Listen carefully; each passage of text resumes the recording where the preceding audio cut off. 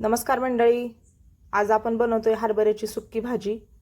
तर अशी हिरवीगार छान हरभऱ्याची भाजी आहे। तर आज आपण हरभऱ्याची भाजी बनवूया।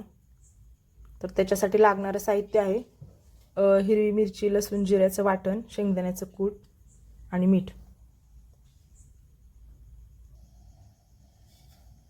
तर आपण आता हरभऱ्याची भाजी करूया। तरी मिरची आणि लसणाचं वाटण आहे ते आपण ह्याच्या ताटामध्ये छाला लावून घ्यायचे।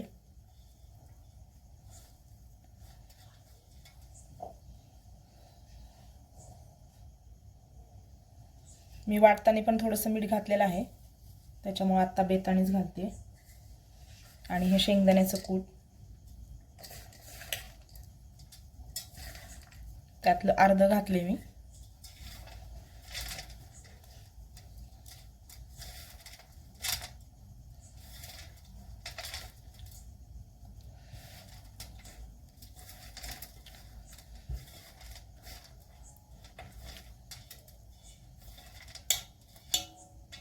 आता आपण कढई तापायला ठेवू आणि त्याच्यामध्ये तेल घालूया।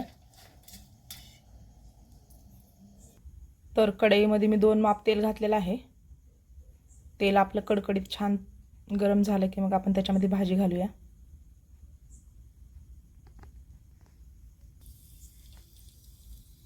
झालेला आहे।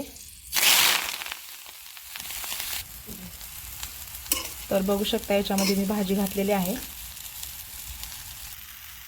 तर आता याच्यामध्ये आपण त्याच खलबत्त्यामध्ये मसाला वाटला होता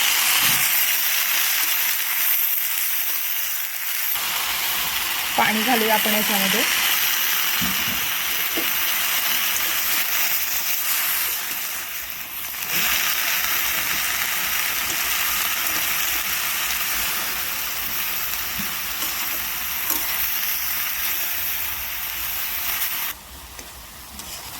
तर याच्यामध्ये मी एक अर्धा ग्लास पाणी घातलेलं आहे, कारण की ही भाजी कोरडी असल्यामुळे याला काही पाणी वगैरे सुटत नाही। आधी मी कूट घातलं होतं अर्ध, आता त्याच्यातलं परत अर्ध कूट घालणार आहे, कारण की ह्या भाजीला कूट जास्त लागतं, त्याच्याशिवाय भाजी काही चांगली लागत नाही खायला। आणि कूट असं जास्त बारीक नाही वाटायचं, थोडंसं असं जाडसरच वाटायचं, म्हणजे ते खाताना दाताखाली आलं की चांगली लागते भाजी। आणि ही भाजी तुम्ही भाकरीसोबत खावा किंवा चपातीसोबत खावा, कशी खाल्ली तर छानच लागते।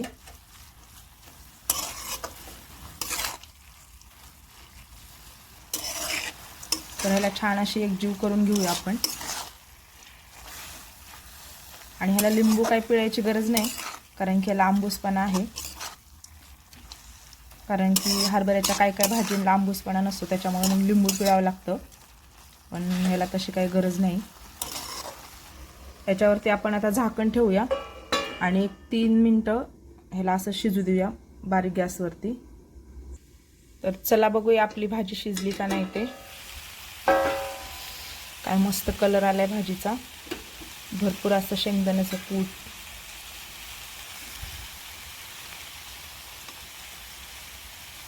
तर आपली भाजी शिजलेली आहे, आता आपण गॅस बंद करूया। तर बघू शकता आपली भाजी तयार झालेली आहे, त्याच्यासोबत भाकरी आणि कांदा आहे। तर मस्त असा बेत आहे। तर तुम्ही पण या खायला, आणि माझ्या चॅनेलला सबस्क्राईब करा, लाईक करा, शेअर करा।